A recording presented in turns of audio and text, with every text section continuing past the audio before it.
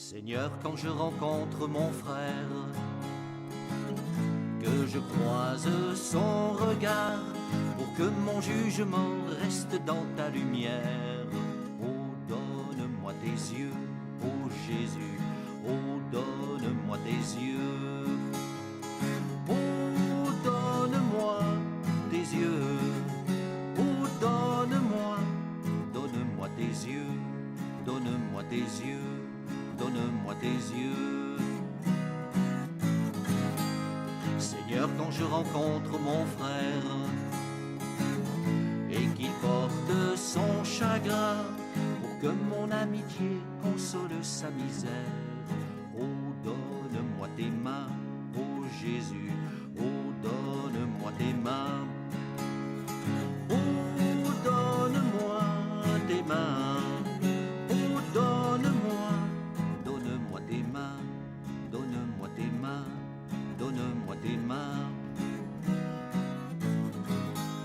Seigneur, quand je rencontre la haine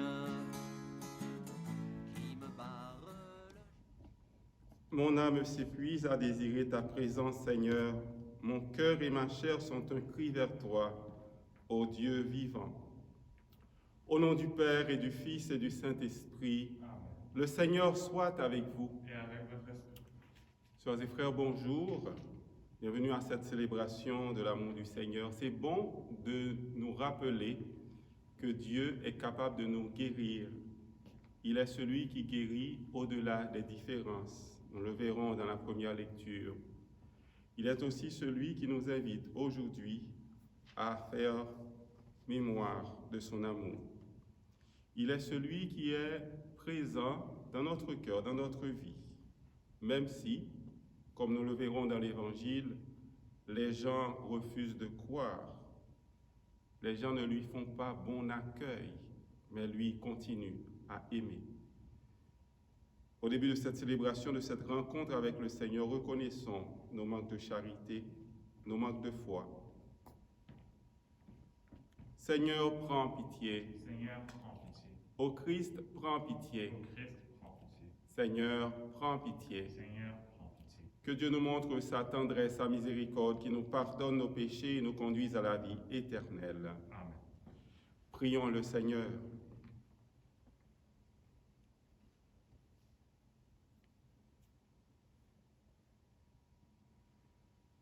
Ne relâche pas ton amour, Seigneur. Purifie ton Église et protège-la. Sans toi, elle ne peut être en sûreté. Que ta grâce la gouverne toujours. Par Jésus le Christ notre Seigneur, il règne avec toi et l'Esprit Saint, maintenant et pour les siècles des siècles. Amen. Lecture du deuxième livre des rois. En ces jours-là, Naaman, général de l'armée du roi d'Aram, était un homme de grande valeur et hautement estimé par son maître, car c'est par lui que le Seigneur avait donné la victoire au royaume d'Aram. Or, ce vaillant guerrier était lépreux. Des Araméens, au cours d'une expédition en terre d'Israël, avaient fait prisonnière une fillette, qui fut mise au service de la femme de Naaman. Elle dit à sa maîtresse, « Ah, si mon maître s'adressait au prophète qui est à Samarie, celui-ci le délivrerait de sa lèpre. » Naaman alla auprès du roi et lui dit, « Voilà ce que la jeune fille d'Israël a déclaré. » Le roi d'Aram lui répondit, « Va, mets-toi en route, j'envoie une lettre au roi d'Israël. » Naaman partit donc. Il emportait 10 lingots d'argent, 6000 pièces d'or et 10 vêtements de fête. Il remit la lettre au roi d'Israël. Celle-ci portait, « En même temps que te parvient cette lettre, je t'envoie Naaman, mon serviteur, pour que tu le délivres de sa lèpre. » Quand le roi d'Israël lut ce message, il déchira ses vêtements et s'écria, « Est-ce que je suis Dieu, maître de la vie et de la mort? Ce roi m'envoie un homme pour que je le délivre de sa lèpre. Vous le voyez bien, c'est une provocation. » Quand Élisée, l'homme de Dieu, apprit que le roi d'Israël avait déchiré ses vêtements, il lui fit dire, « Pourquoi as-tu déchiré tes vêtements? Que cet homme vienne à moi, et il saura qu'il y a un prophète en Israël. Naaman arriva avec ses chevaux et son char, et s'arrêta à la porte de la maison d'Élisée. Élisée envoya un messager lui dire, « Va te baigner 7 fois dans le Jourdain, et ta chair redeviendra nette, tu seras purifié. » Naaman se mit en colère et s'éloigna en disant, « Je m'étais dit, sûrement il va sortir et se tenir debout pour invoquer le nom du Seigneur son Dieu. Puis il agitera sa main au-dessus de l'endroit malade et guérira ma lèpre.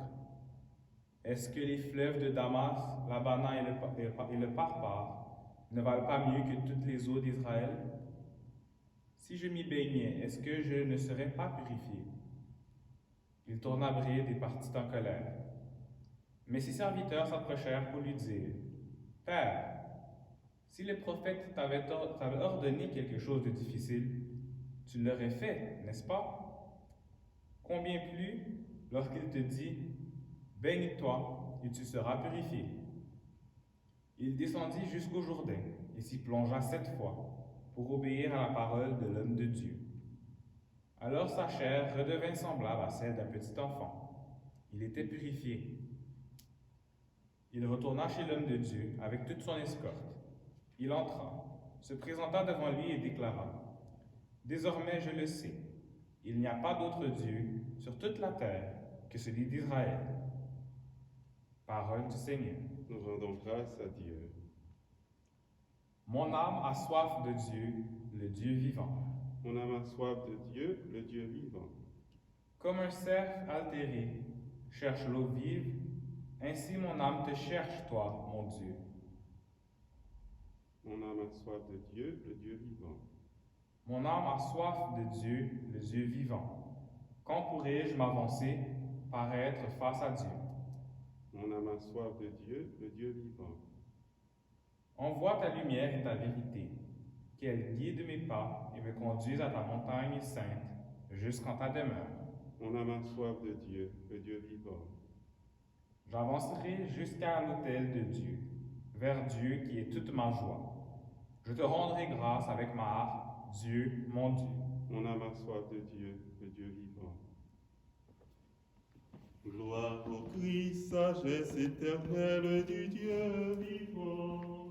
Gloire à toi, Seigneur. J'espère le Seigneur et j'attends sa parole. Près du Seigneur est l'amour, l'abondance du rachat. Gloire au Christ, sagesse éternelle du Dieu vivant. Gloire à toi, Seigneur. Le Seigneur soit avec vous. Et avec votre esprit. Proclamation de l'Évangile de Jésus-Christ selon saint Luc. Gloire à toi, Seigneur. Dans la synagogue de Nazareth, Jésus déclara, « Amen, je vous le dis, aucun prophète ne trouve un accueil favorable dans son pays. En vérité, je vous le dis, au temps du prophète Élie, lorsque pendant 3 ans et demi le ciel retint la pluie et qu'une grande famine se produisit sur toute la terre, il y avait beaucoup de veuves en Israël. Pourtant Élie ne fut envoyé vers aucune d'entre elles, mais bien dans la ville de Sarepta, au pays de Sidon, chez une veuve étrangère. Au temps du prophète Élisée, il y avait beaucoup de lépreux en Israël, et aucun d'eux n'a été purifié, mais bien Naaman, le Syrien. À ces mots, dans la synagogue, tous devinrent furieux. Ils se levèrent, poussèrent Jésus hors de la ville et le menèrent jusqu'à un escarpement de la colline où leur ville est construite, pour le précipiter en bas. Mais lui, passant au milieu d'eux, allait son chemin. Acclamons cette parole de Dieu. Louange à toi, Seigneur Jésus. Désormais, je le sais, dit Naaman, il n'y a pas d'autre Dieu sur toute la terre que celui d'Israël. Le Dieu d'Israël, c'est celui qui aime au-delà des apparences, au-delà des faits historiques, au-delà des coutumes, au-delà des traditions d'un peuple, Dieu aime toute personne. C'est ce que nous voyons dans cette lecture où le prophète Élisée, seulement avec une parole, il a seulement envoyé le général syrien se laver et pour obtenir la guérison. Il a dit, envoie-moi ce prophète et il saura qu'en Israël, envoie-moi ce général syrien et il saura qu'il y a un prophète en Israël. Et ce prophète a témoigné justement de l'existence de ce Dieu d'Israël. Il n'a pas voulu obéir. Il croyait qu'Élisée allait sortir pour le rencontrer et il était furieux. Il repartait quand cet enfant, c'est un enfant qui lui a fait entendre raison. L'enfant lui a dit, si on t'avait demandé quelque chose d'extraordinaire, tu l'aurais fait, pas vrai?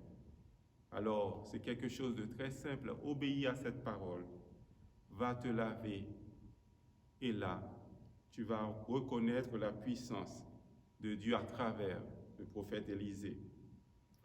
C'est une invitation pour nous aujourd'hui à prendre le temps, pendant ce temps du carême, d'écouter la parole de Dieu, d'écouter ce que Dieu nous dit. Il a été guéri parce qu'il a obéi. Nous sommes invités à suivre l'exemple de Naaman. Écouter avec attention. Il y a entendre, mais aussi il y a écouter. Écouter, c'est accueillir pour pouvoir obéir. Dieu frappe à la porte de notre cœur pendant tout ce temps du carême. Il nous offre sa parole. Aujourd'hui, ne fermons pas notre cœur, dit le psaume, mais écoutons la voix du Seigneur. Et cette voix du Seigneur nous arrive à travers des événements, à travers des personnes. Dieu nous parle à travers d'autres personnes. Il s'agit d'être attentif à ces messages. La parole de Dieu est à mettre en pratique. C'est une parole étonnante, une parole qui est capable de bouleverser notre vie, de nous procurer la paix. Offrons ce cœur au Seigneur pendant le temps du carême. Jésus, lui aussi, est aux prises à une communauté, à des personnes qui lui demandent de faire un signe. Ils ne veulent pas reconnaître sa puissance. Il est de Nazareth, on le connaît. Alors Jésus a dit, un prophète n'est jamais bien accueilli dans son propre milieu. Et si, à travers cet évangile-là, nous nous disions, on aimerait faire différemment, on aimerait être différent. Cela veut dire accueillir les gens, non pas à partir de leur origine, non pas à partir de la famille, de leur famille de provenance, mais plutôt accueillir les personnes, engager le dialogue avec elles de manière toute naturelle. Jésus s'attendait à cet accueil des gens de sa communauté. Et il leur parle justement de ce qui est arrivé. Lors de la famine, le prophète Élie a été envoyé non pas vers les fils d'Israël, mais vers cette veuve de Sarepta. La même chose, il y avait beaucoup de lépreux en Israël. Élisée a guéri un général syrien, quelqu'un, entre guillemets, qui n'était pas un fils de la promesse. Dieu nous demande de faire la même chose, d'agir ainsi avec les non-chrétiens, avec les personnes que nous ne connaissons pas. Prendre le temps de parler à toute personne, prendre le temps d'entretenir une relation fraternelle avec les gens qui nous côtoient. Voilà ce qui peut transformer le monde aujourd'hui. Le monde a besoin d'amour, le monde a besoin de tendresse, le monde a besoin de communion, et Jésus nous invite à être ses témoins.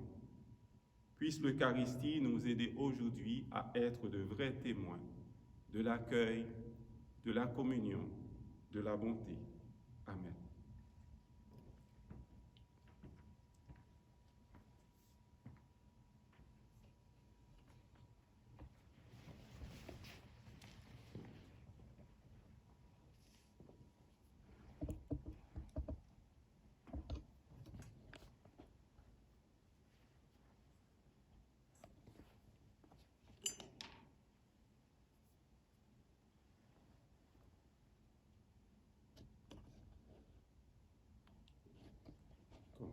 consommer le vin pour le sacrement de l'Alliance, puissions-nous être unis à la divinité de celui qui a pris notre humanité. Tu es béni, Seigneur, Dieu de l'univers, toi qui nous donnes ce pain, fruit de la terre et du travail de tes enfants. Nous te le présentons, il deviendra le pain de la vie.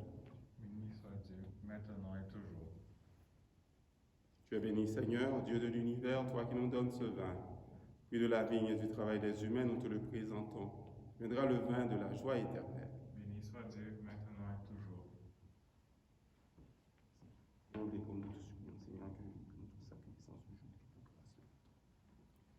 Lavons la main, Seigneur. Prions ensemble au moment d'offrir à Dieu le sacrifice de toute l'Église. Pour la gloire de Dieu et le salut du monde. C'est donc que tes serviteurs te rapportent, Seigneur, pour te rendre hommage, transforme-les toi-même en sacrement de notre salut. Par Jésus le Christ, notre Seigneur. Le Seigneur soit avec vous. Et avec votre esprit, Élevons notre cœur. nous tournons vers le Seigneur. Rendons grâce au Seigneur notre Dieu. Cela est juste et bon. Vraiment, il est juste et bon de te rendre gloire, de t'offrir notre action de grâce toujours et en tout lieu. À toi, Père très saint, Dieu éternel et tout-puissant, car tu veux par notre jeûne et nos privations réprimer nos penchants mauvais, élever nos esprits, nous donner la force et enfin la récompense par le Christ notre Seigneur. C'est par lui que les anges célèbrent ta grandeur, que les esprits bienheureux adorent ta gloire, que s'inclinent devant toi les puissances d'en haut et tressaillent d'une même allégresse les innombrables créatures des cieux. À leur hymne de louange, laisse-nous joindre nos voix pour chanter et proclamer Saint, Saint, Saint, le Seigneur, Dieu de l'univers. Le ciel et la terre sont remplis de ta gloire. Hosanna au plus haut des cieux. Béni soit celui qui vient au nom du Seigneur. Hosanna au plus haut des cieux. Toi qui es vraiment saint, toi qui es la source de toute sainteté, Seigneur, nous te prions. Sanctifie ces offrandes en répandant sur elles ton esprit, qu'elles deviennent pour nous le corps et le sang de Jésus, le Christ, notre Seigneur. Au moment d'être libre et d'entrer librement dans sa passion, il prit le pain, il rendit grâce, il le remplit et le donna à ses disciples en disant « Prenez et mangez-en tous, ceci est mon corps, livré pour vous. »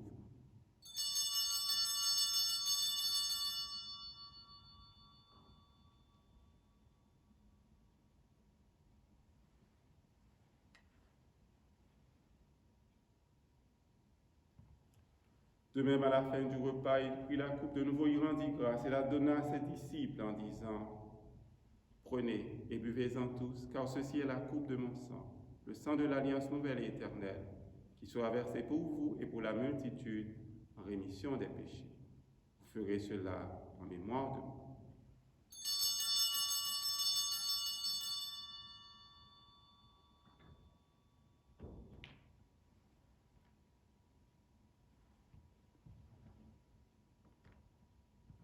Il est grand le mystère de la foi. Nous proclamons ta mort, Seigneur Jésus. Nous célébrons ta résurrection. Nous attendons ta venue dans la gloire. Faisant ici mémoire de la mort et de la résurrection de ton Fils, nous t'offrons, Seigneur, le pain de la vie et la coupe du salut. Et nous te rendons grâce, car tu nous as choisis, malgré nos limites, pour servir en ta présence. Humblement, nous te demandons qu'en ayant part au corps et au sang du Christ, nous soyons rassemblés par l'Esprit Saint en un seul corps. Souviens-toi, Seigneur, de ton Église répandue à travers le monde. Fais-la grandir dans ta charité, avec le pape François, notre évêque Christian, son auxiliaire Alain et tous ceux qui ont la charge de ton peuple. Souviens-toi aussi de nos frères et sœurs qui se sont endormis dans l'espérance de la résurrection et de tous les humains qui ont quitté cette vie.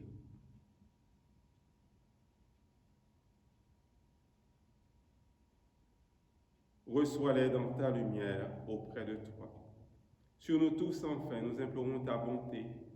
Permets qu'avec la Vierge Marie, la bienheureuse Mère de Dieu, avec Saint Joseph, son époux, avec les apôtres, avec Saint Viateur, Sainte Béatrice, les saints de tous les temps qui ont vécu dans ton amitié, nous ayons part à la vie éternelle et que nous chantions ta louange par Jésus-Christ, ton Fils bien-aimé.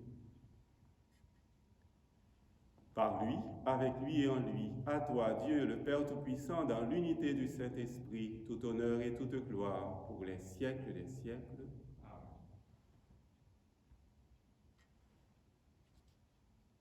Comme nous l'avons appris du Sauveur et selon son commandement, nous pouvons dire en toute confiance, Notre Père qui es aux cieux, que ton nom soit sanctifié, que ton règne vienne, que ta volonté soit faite sur la terre comme au ciel. Donne-nous aujourd'hui notre pain de ce jour. Pardonne-nous nos offenses, comme nous pardonnons aussi à ceux qui nous ont offensés. Et ne nous laisse pas entrer en tentation, mais délivre-nous du mal. Délivre-nous de tout mal, Seigneur. Donne la paix à notre temps. Par ta miséricorde, libère-nous du péché. Rassure-nous devant les difficultés, les épreuves, en cette vie où nous espérons le bonheur que tu promets et l'avènement de Jésus-Christ, notre Sauveur. Car c'est à toi qu'appartiennent le règne, la puissance et la gloire pour les siècles des siècles. Seigneur Jésus-Christ, tu as dit à tes apôtres et tu dis au monde, je vous laisse la paix, je vous donne ma paix. Ne regarde pas nos péchés, mais la foi de ton Église. Pour que ta volonté s'accomplisse, donne-lui toujours cette paix et conduis-la vers l'unité parfaite, toi qui règnes pour les siècles des siècles. Amen. Que cette paix du Seigneur ressuscité soit toujours avec vous. Et avec votre esprit. Agneau de Dieu qui enlève le péché du monde, prends pitié de nous. Agneau de Dieu qui enlève le péché du monde, prends pitié de nous. Agneau de Dieu qui enlève le péché du monde, donne-nous la paix.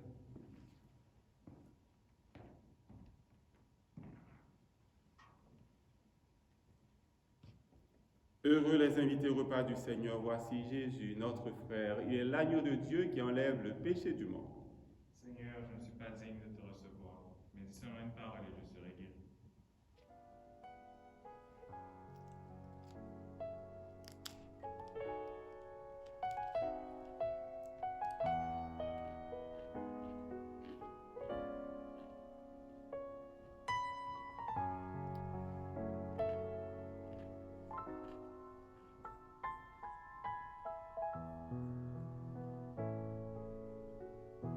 Change mon cœur, Seigneur,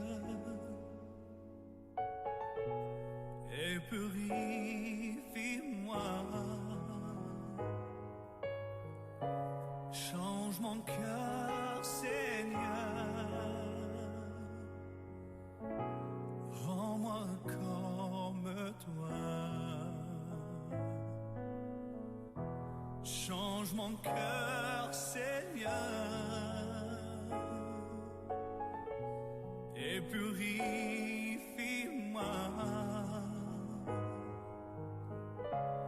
Change mon cœur, Seigneur, rends-moi comme toi. Jésus, tu es le portier, je suis l'argile.